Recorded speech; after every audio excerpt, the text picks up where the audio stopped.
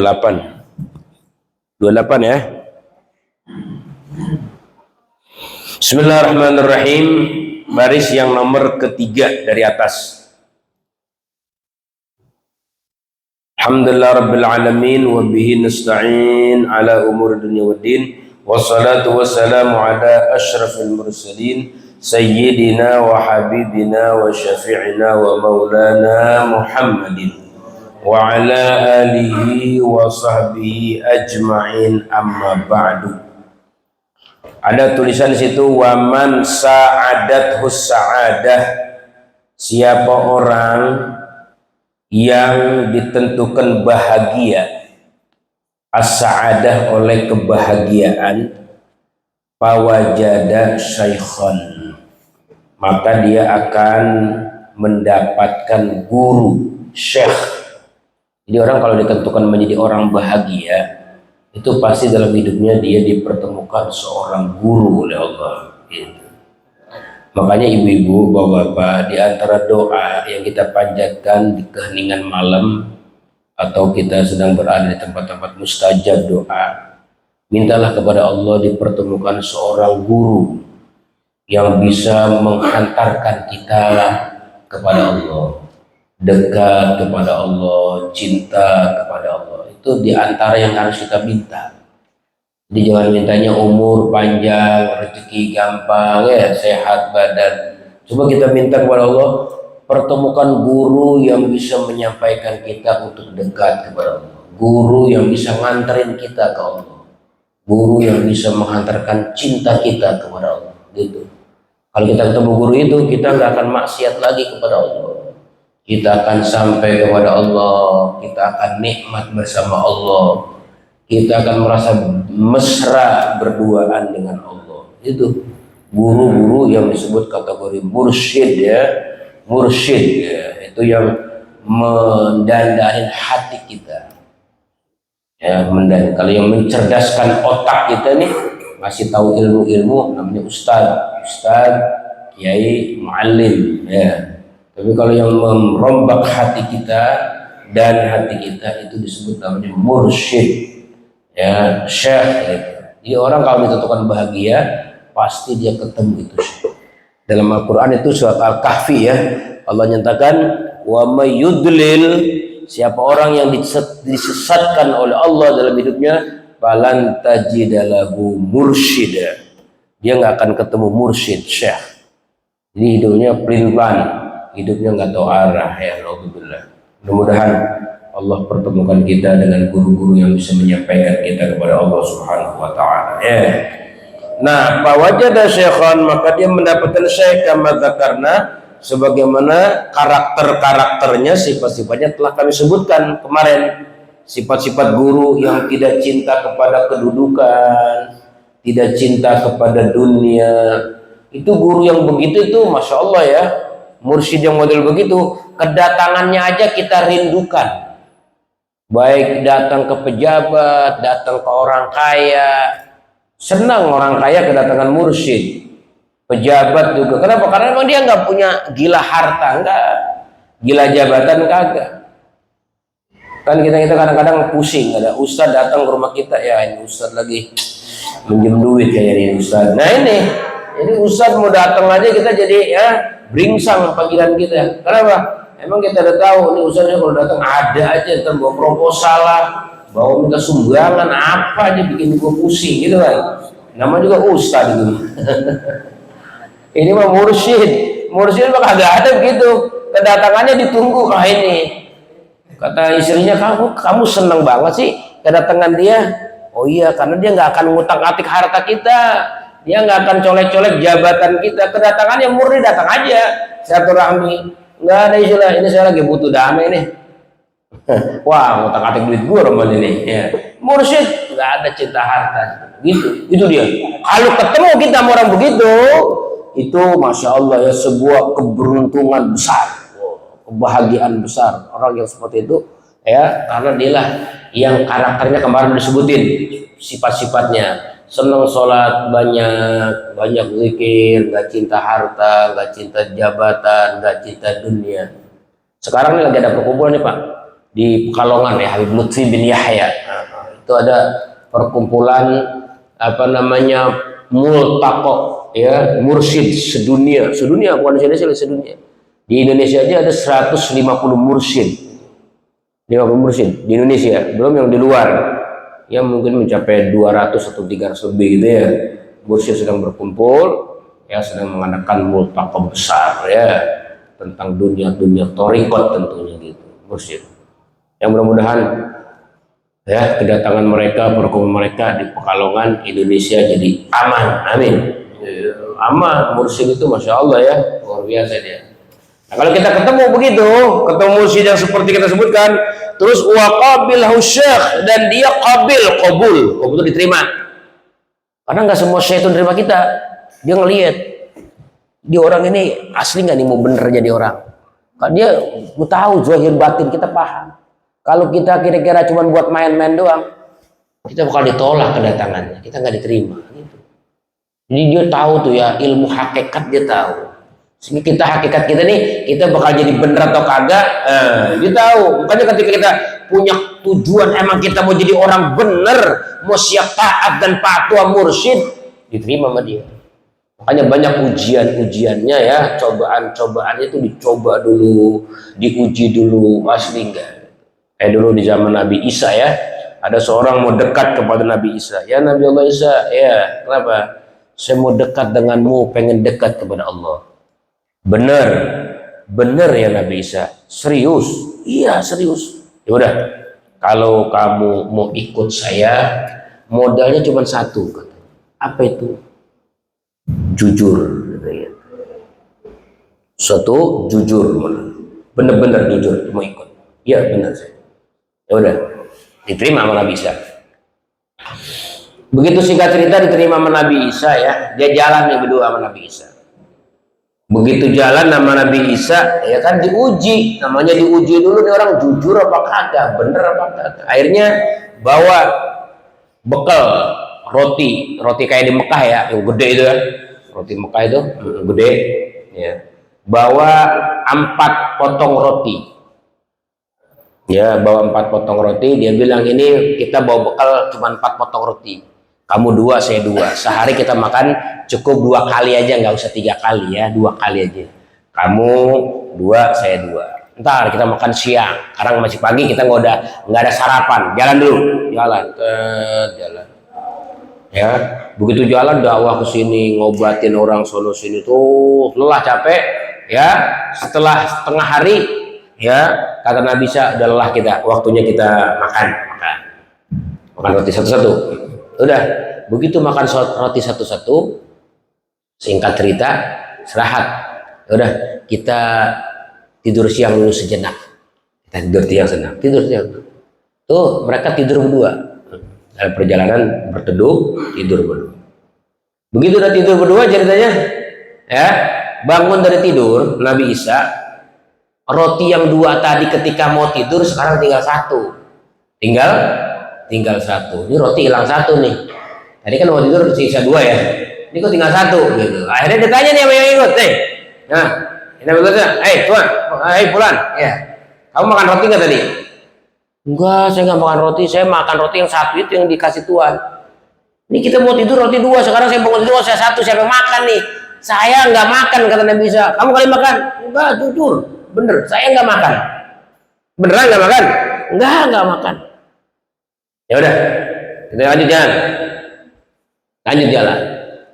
Begitu jalan, ya ceritanya, Nabi Isa ngelewatin sungai yang luas, sungai mau nyebrang ke kampung sana. Begitu mau nyebrang ke kampung ini, Nabi Isa bilang sama yang ikut ini, ayo kita nyebrang. Bagaimana nyebrangnya ini? Nggak ada sampan, nggak ada perahu, nggak ada jembatan, gimana? Kamu ikut saya aja, udah pegangan sini, pegangan. Kata Nabi Isa, jangan merem, melek. Kalau mau ikut sama saya, melek, suruh melek. Bener, jangan nggak saya. Sampai nyebrang, selamat, nggak tenggelam, ngambang di air, jalan kayak jalan raya aja gitu. Jalan raya yang lagi banjir, aspal itu banjir gitu, jalan biasa aja. Begitu sampai di seberangan, tanya sama Nabi Isa, gimana kamu lihat tadi kita jalan? Masya Allah, takjub saya, salut, kagum sama Tuhan. Saya tambah yakin Tuhan betul-betul Nabiullah, Tuhan utusan Allah. Saya menyaksikan tadi mukjizat luar biasa, bisa nyebrang tanpa kita menggunakan sampan, jembatan, perahu, nggak ada. Sudah percaya? Percaya saya. Ya udah, kalau sudah percaya kita jalan lagi. Tuhan, saya mau tanya sebelum jalan. Tanya apa Tuhan? Ngomong-ngomong tadi yang makan roti siapa? Yang makan roti, ya, jujur bukan saya. Saya nggak makan roti ya Tuhan. Nggak makan roti? Enggak. Oh ya udah nggak apa-apa. Saya cuma mau tanya aja. Jalan. Begitu jalan, udah sampai seberang kampung situ, tiba-tiba ngelihat pemakaman umum. Begitu lihat pemakaman umum, Nabi Isa lewat di situ. Nabi Isa mau tunjukin nama orang yang mau ikut ini tentang mukjizat Nabi Isa bisa ngidupin orang. Jadi Nabi Isa itu bisa ngidupin orang, ya, orang-orang yang udah mati, meninggal ribuan tahun, yang udah di kuburan. Ya, kalau yang baru meninggal hidup lagi itu mah, ya, wali-wali juga bisa. Banyak wali-wali yang bisa menghidupkan orang mati. Orang mati nih, dihidupin kembali, bisa. Karena baru meninggal. Tapi kalau yang udah ratusan tahun bahkan ribu tahunnya di dalam kubur, cuma Nabi Isa yang bisa. Mujizatnya itu. Ya udah, akhirnya begitu lewat kuburan Nabi Isa bilang, "Assalamualaikum ya ahlal kubur." Itu kuburan pada bangun semua, hidup. Pecah kuburan. "Waalaikumsalam ya Nabi Allah Isa." Jawab. Hidup lagi. Kaget ini ikut. Kaget luar biasa. Terkejut dia. Udah jawab "Waalaikumsalam ya Nabi Isa." Turun dah. Tidur lagi, masuk lagi kuburan. Gimana kamu lihat tadi? Masya Allah, ini lebih hebat dari yang kedua. Kalau yang kedua tadi cuma sekedar air, ini yang orang mati pada hidup lagi. Bagaimana? Keyakinan saya tambah mantep ikut nama Tuhan. Betul? Tak mantep? Mantep.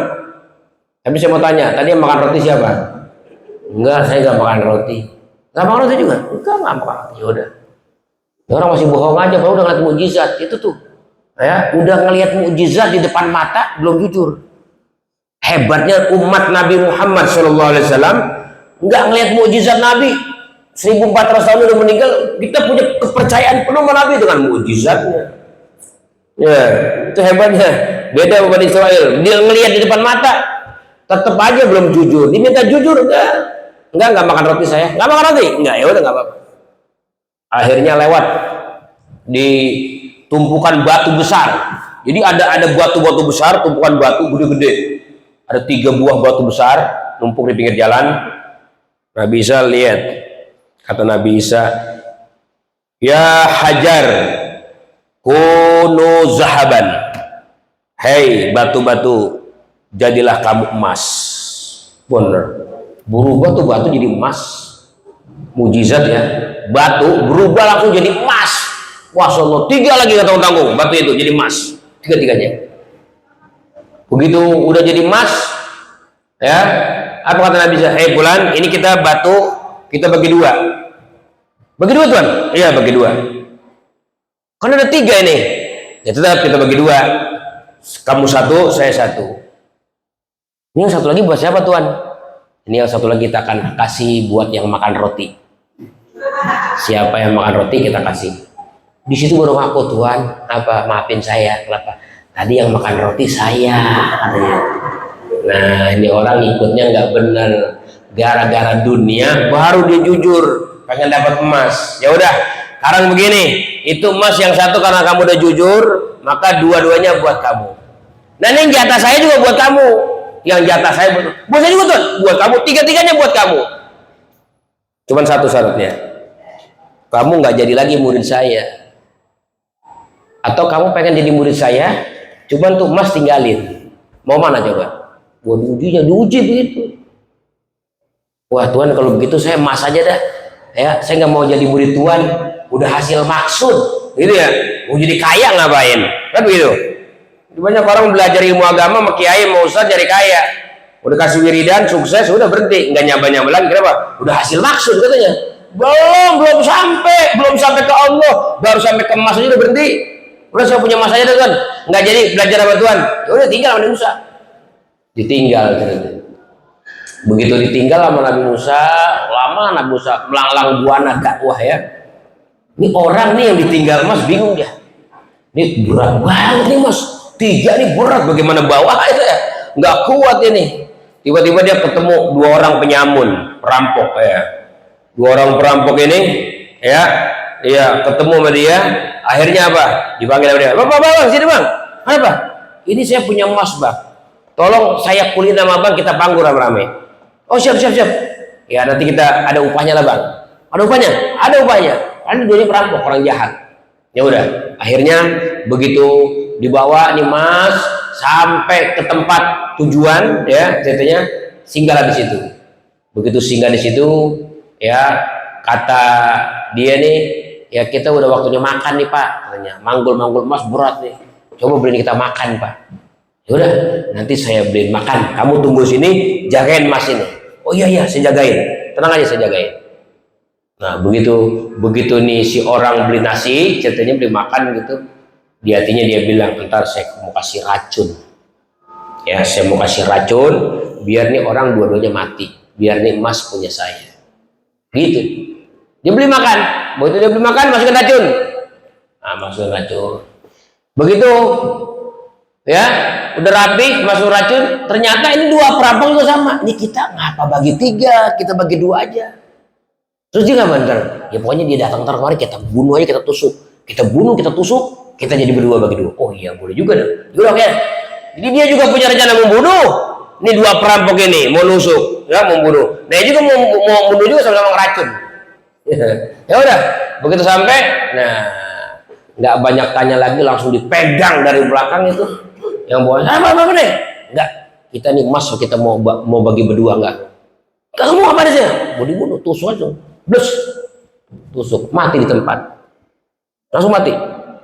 Nah ini yang 2 orang nyantai dia. Nah sekarang nih mas udah punya kita, ya sebelum kita panggul kita makan dulu dah. Makan dia makan, habis makan mati dua-duanya, racun makannya. Ya Allah, oh iya, berhari-hari jadi busuk, nanti tinggal tenggorokannya bertiga itu. Nabi Isa lewat lagi di situ, Nabi Isa lewat. Begitu Nabi Isa lewat, masya Allah, ini nih yang dikejar-kejar dunia. Dunia dikejar-kejar gak hasil maksudnya. Mereka tuh ya yang mau jadi murid gagal jadi Nabi Isa karena pengen dunia. Yang merampok juga mati karena pengen dunia.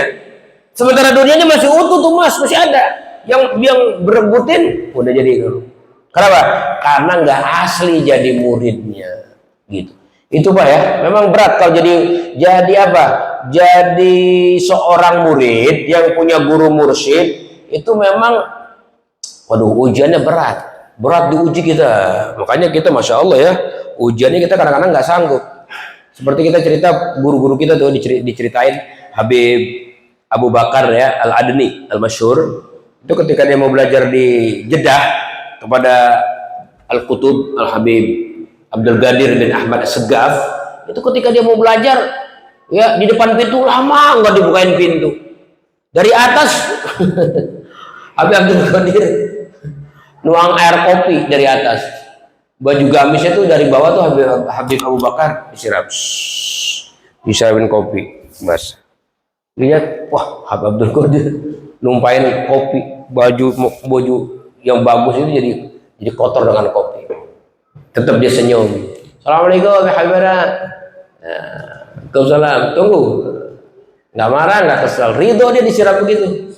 Ya terima, masuk, belajar sampai jadi orang dekat kepada Allah. Habib Abdul Qadir menyampaikan Habib Abdul itu. Apalagi beliau pernah cerita katanya ini belum berapa katanya.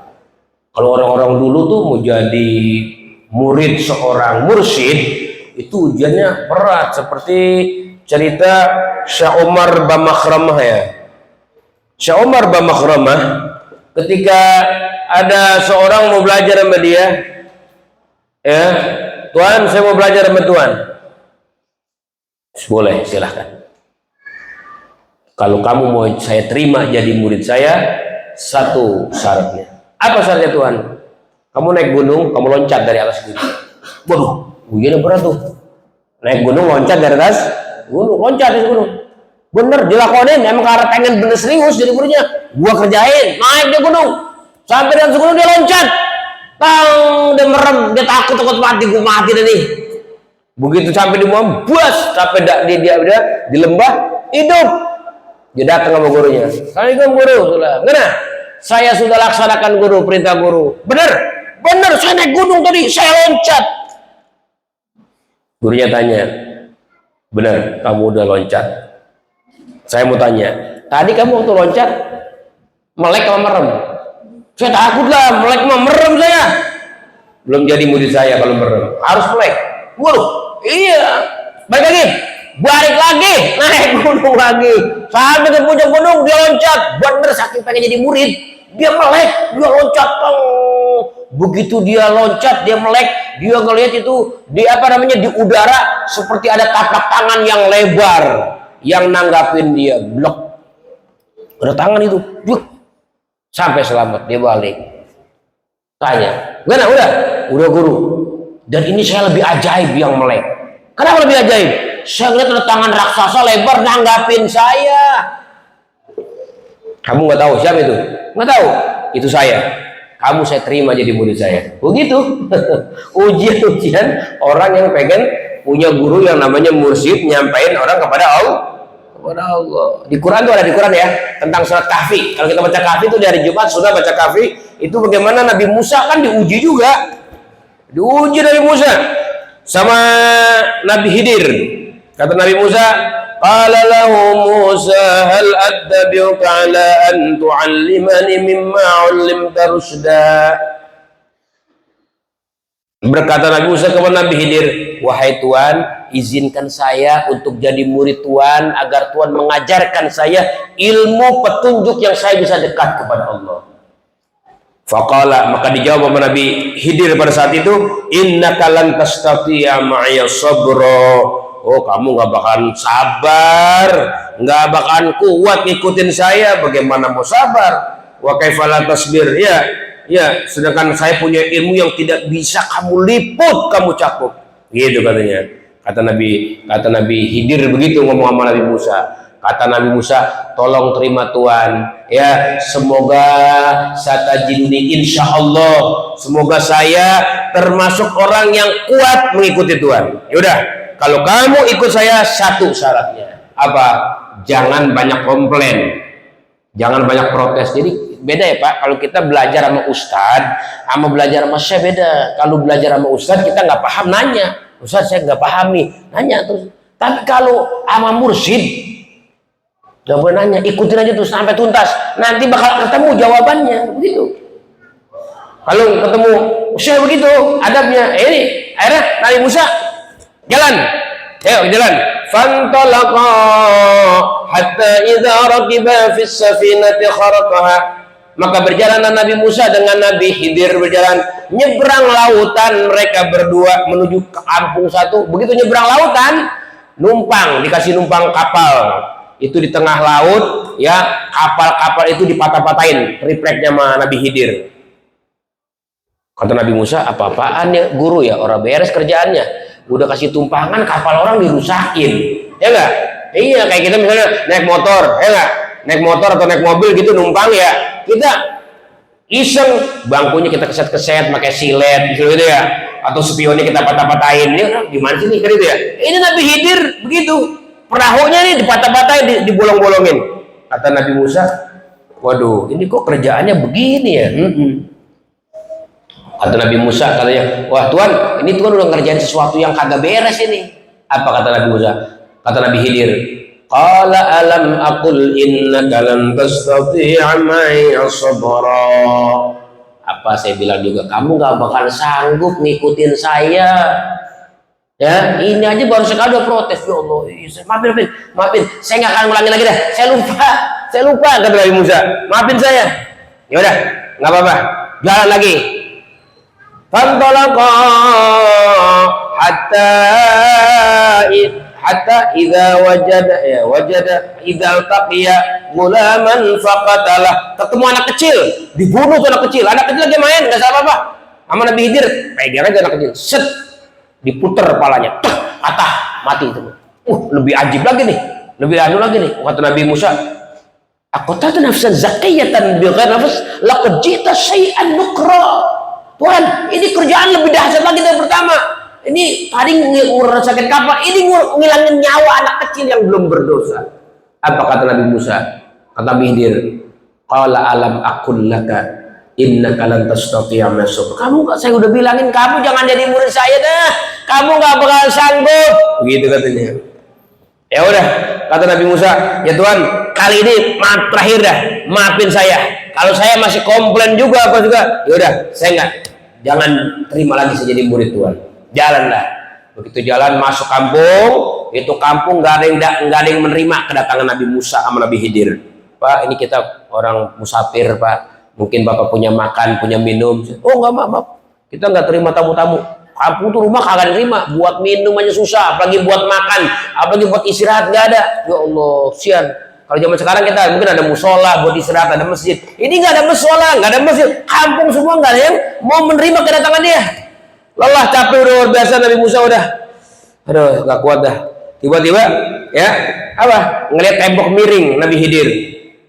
Itu Berlin miring ditandain sama dia. Set lurusin. Capek tuh, udah capek jalan jauh, nggak dapat makan, nggak dapat minum, lihat tembok miring didandanin. Apa kata Nabi Musa? Ya Tuhan, kalau mau Tuhan kuli aja, dah kerja dapat duit, makan kita. Apa kata Nabi Musa? Kata Nabi Khidir, hadza firaqu baini wa bainik. Inilah waktu kita berpisah. Kamu masih komplain aja kerjaan saya. Akhirnya begitu Nabi Musa udah nggak bisa lagi menjadi murid Nabi Khidir, sebelum berpisah mau diceritakan. Saya mau cerita sama kamu. Kenapa tadi kapal saya bolongin? Tahu nggak kamu? Nggak tahu. Nah itu kamu nggak tahu ilmu hakikat. Itu makanya saya bolongin. Saya tahu itu di depan-depan sana banyak perompak, pembajak laut ngambilin kapal-kapal nelayan, kapal-kapal orang miskin, diambil sama dia. Udah diambil dijual sama tuh perampok-perampok itu. Makanya saya bolong-bolongin biar nggak diambil. Ntar kalau udah bolong begitu kan, perampok juga nggak bakalan tertarik dengan kapal yang bolong-bolong. Begitu. Ntar mah gampang, dandanin papan mah tinggal paku-paku aja beres. Oh begitu. Iya, kamu sih protes saja. Mana paham saya, kata Nabi Musa. Itu yang kedua, kenapa? Anak kecil dibunuh Tuhan, itu sadis itu. Saya belum bisa terima itu. Kamu tahu itu? Itu anak kecil ditakdirkan sama Allah Ta'ala, dia nanti udah gedenya jadi anak yang durhaka sama orang tua. Saking durhakanya orang tuanya yang sudah beriman nanti akan menjadi murtad, keluar dari Islam gara-gara nih anak kecil ini. Makanya sebelum dia melakukan kedurhakaannya nanti di saat besar, saya matiin. Dan ini saya lakukan pun perintah Allah Subhanahu wa Ta'ala. Oh, berpaham saya. Makanya ini pagar kenapa saya dandanin? Karena di bawah pagar ini ada harta karun punya anak yatim. Kalau terbongkar bisa diambil harta karun anak yatim. Makanya saya dandanin biar berdiri tegak lagi, biar nanti di mana anak yatimnya sudah besar, dia bisa ambil itu harta karun. Dan semua yang saya lakukan ini tidak menurut pendapat saya pribadi, kata Nabi Khidir sama Nabi Musa. Ini semua adalah atas ilmunya Allah Subhanahu wa Ta'ala. Berangkat Nabi Khidir. Nabi Musa ngeliatin, Masya Allah, ternyata betul ya, di alam dunia ini ada orang yang lebih pintar lagi dari saya. Sebab Nabi Musa ketika lagi ngajar, ditanya sama muridnya, wahai Nabi Musa, ada orang yang lebih pintar darimu? Kata Nabi Musa, nggak ada lah. Yang paling pintar ya saya kan Nabi, saya kan Rasul. Masa ada yang ngalahin Nabi sama Rasul? Allah tegur, ada. Nabi Khidir loh, di pinggir laut adanya. Coba kamu belajar sana. Dia punya ilmu ajaib. Datang Nabi Musa kepada itu. Begitu ya. Jadi memang itu koto mursyid emang perlu pengorbanan waktu, harta, keyakinan, perjuangan. Dan kalau udah ketemu tergantung dia terima apa kagak. Dia juga tahu maksud kita. Kita mau serius jadi orang bener, diterima biasanya. Tapi kalau kita cuma mau coba-coba, mau tes-tes aja, mau coba-coba, nggak bakal diterima.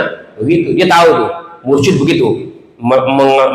Melihat dengan basiroh, dengan mata hatinya. Kalau mata ini kan terbatas ngelihatnya, cuman zahirnya. Kalau mata hati, wah bisa kelihatan. Kayak kita baju nih, saya pakai baju nih. Kalau baju ini baju bersih, ya bersih baru pakai tadi pagi. sore ini masih bersih. Tapi kalau kita pakai mikroskop, wah udah banyak bakterinya nih, seharian baju. Kenapa? Pakai mikroskop. Tuh mikroskop namanya disebut basiroh, mata hati. Jadi ada orang kelihatannya zahirnya rapi, tapi kalau pakai mata batinnya para salihin, para wali-wali, itu banyak maksiatnya.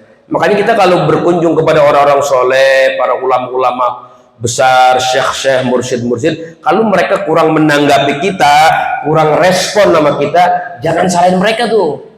Salahin kita, wah ini saya punya dosa nih, sampai ketahuan banget cara dia melayani saya, nggak enak, nggak ramah, nggak sopan, nggak baik. Jadi kita husnuzon ya sama mereka. Wah ini mah emang saya punya dosa, saya ngakuin. Ah begitu kira-kira ya. Kalau ketemu syekh mursyid. Bagaimana kalau ketemu begitu? Di sini katanya yang bagi ayah tarimahu zahiran wa batinan. Kalau kamu udah ketemu dan diterima jadi muridnya, maka wajib kamu patut ya ayah tarimau menghormati itu syekh. Ya, zahiran wa batinan. Secara zahir, secara batin kamu harus hormat sama dia. Di depan hormat. Ya, zahir, batin. Secara batin juga hormat.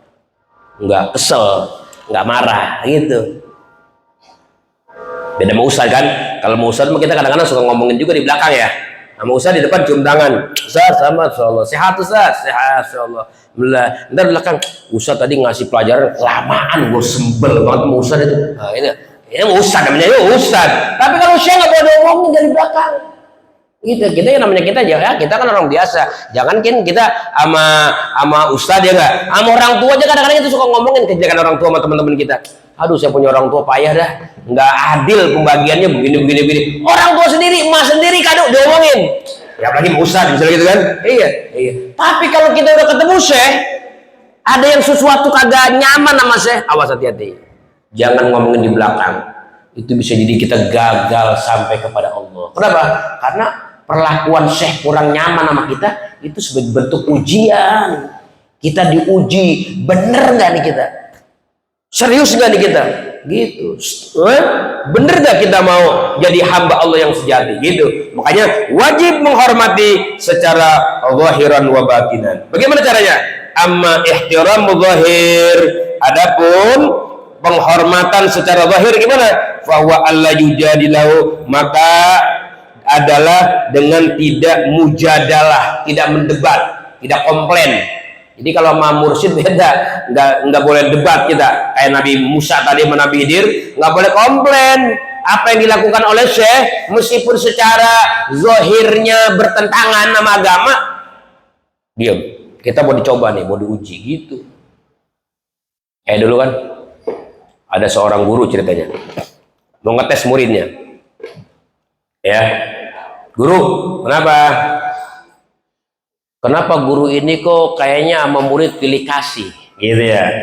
Yang sama dia dicintai, sama saya kagak. Jangan begitulah guru. Sama semua dong guru, biar kita cinta semua. Oh gitu, ya udah. Kalau begitu besok santri kumpul semua 40 orang. Oh, ada 40 orang santrinya, kumpul, panggil semua. Nah ini yang guru udah kumpulin, semuanya dikasih masing-masing burung darah. Santri-santri udah dapat burung darah semua nggak? Udah guru, udah dapat. Ya udah. Pisau-pisaunya dapat belum? Dapat pisau-pisaunya. Ya udah. Sekarang begini. Kalau kamu pengen jadi murid saya yang saya cintai, coba tolong sembelih itu burung. Yang syaratnya jangan ada satupun yang lihat saudara. Lihat kalian. Usahakan di tempat yang tidak dilihat oleh siapapun juga. Laksanakan. Oh. Siap guru. Nyebar semua 40 orang itu. Ada yang ke laut, ada yang ke hutan, ada yang ke gunung, macam-macam dah tuh. Ya, pengen menyembelih ini burung di tempat yang gak diketahui oleh siapapun juga. Akhirnya begitu pulang, semuanya nih burung 39 udah terpotong semua. Yang 39, yang santri tadi itu yang dicintai tetap dalam keadaan hidup burungnya, nggak dipotong. Tanya yang mati, kamu gimana potongnya? Saya di dalam gua, nggak ada yang lihat siapapun juga. Benar, benar. Kamu, saya naik di atas puunan yang tinggi, di atas puun itu saya potong, nggak ada yang lihat sama sekali. Kamu, saya masuk hutan. Kamu, saya ke pinggir pantai laut, saya nyelam di dalam air, saya potong, nggak ada yang lihat. Oh, macam-macam tuh. Yang satu lagi tanya, kamu kok hidup aja? Maafin saya guru. Kenapa? Saya nggak bisa menjalankan pesan guru, menyembelih ini burung, jangan ada siapapun yang lihat. Saya yakin Allah tetap lihat mau di tempat yang tersembunyi. Allah tetap tahu. Nah, kata gurunya, ini dia yang punya sifat yang hebat ini. Ya, kamu ini gagal semua karena kamu anggap cuma orang yang lihat, Allah kagak dilihat, Allah melihat. Nah, dia ini makanya yang lulus ujian. Oh, baru paham gurunya. Oh, begitu ya? Iya, makanya jangan kita mujadalah ya, mendebat sama apa yang diperlakukan oleh seorang syekh, seorang mursyid gitu ya.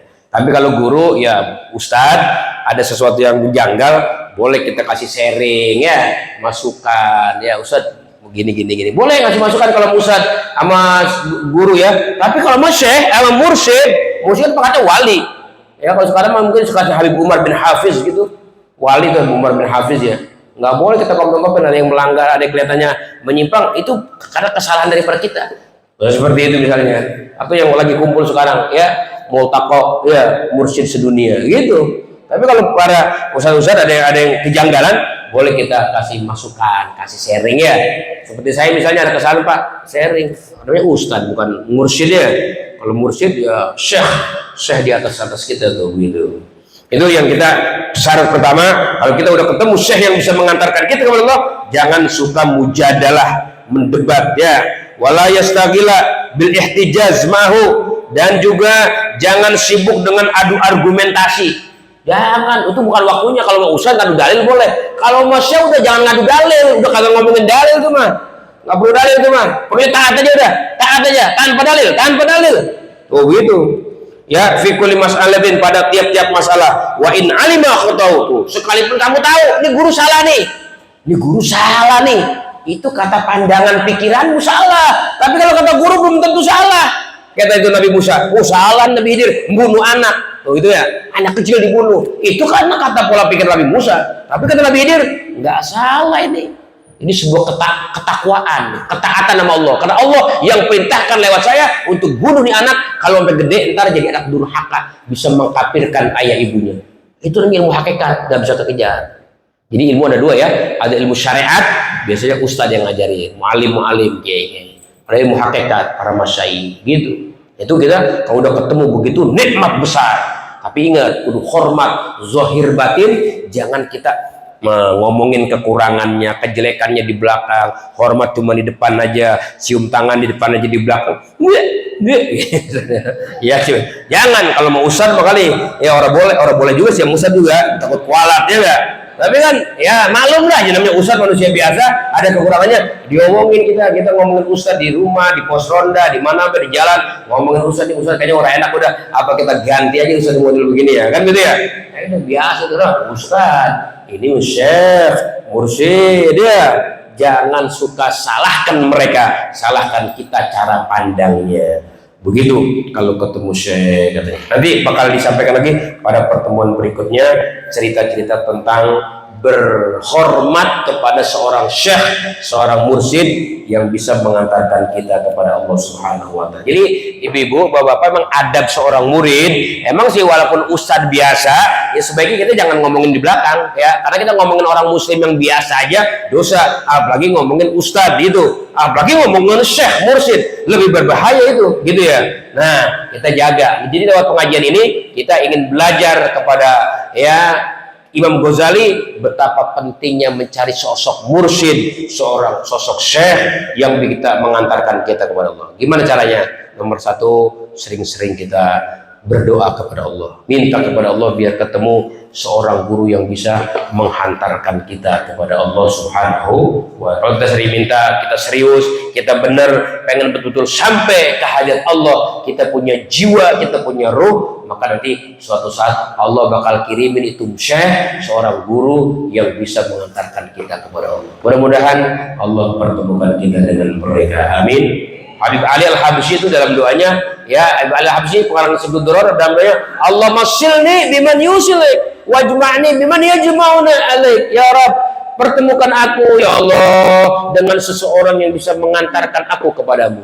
Ya Allah, kumpulkan aku bersama orang-orang yang orang itu bisa mengumpulkan diriku denganmu ya Allah. Itu doanya Habib Al-Habsyi, sehingga nanti ketemulah dengan sosok figur yang luar biasa, gurunya Al-Habib Abu Bakar bin Abdullah Al-Attas, yang dalam perjumpaan sebentar saja dia sampai kepada Allah Subhanahu wa Ta'ala. Sampai kita di Makassar ada namanya Syekh Yusuf. Syekh Yusuf Makassar, dia itu ketika ditangkap sama orang Belanda kan dibuang ke Afrika. Begitu dibuang ke Afrika, pas sampai di Afrika ada Al-Habib Al-Haddad. Jadi Al-Habib Al-Haddad ini lagi rihlah dakwah di Afrika.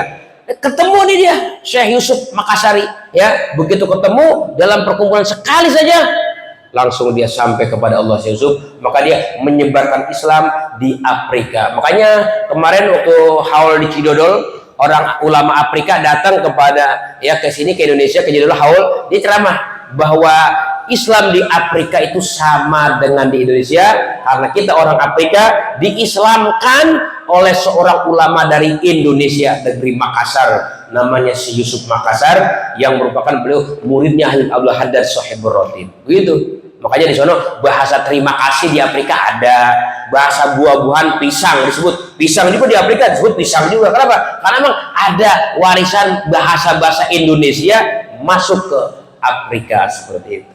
Ya, makanya itulah pentingnya kita memiliki seorang guru yang sudah tingkat tinggi, mursyid namanya.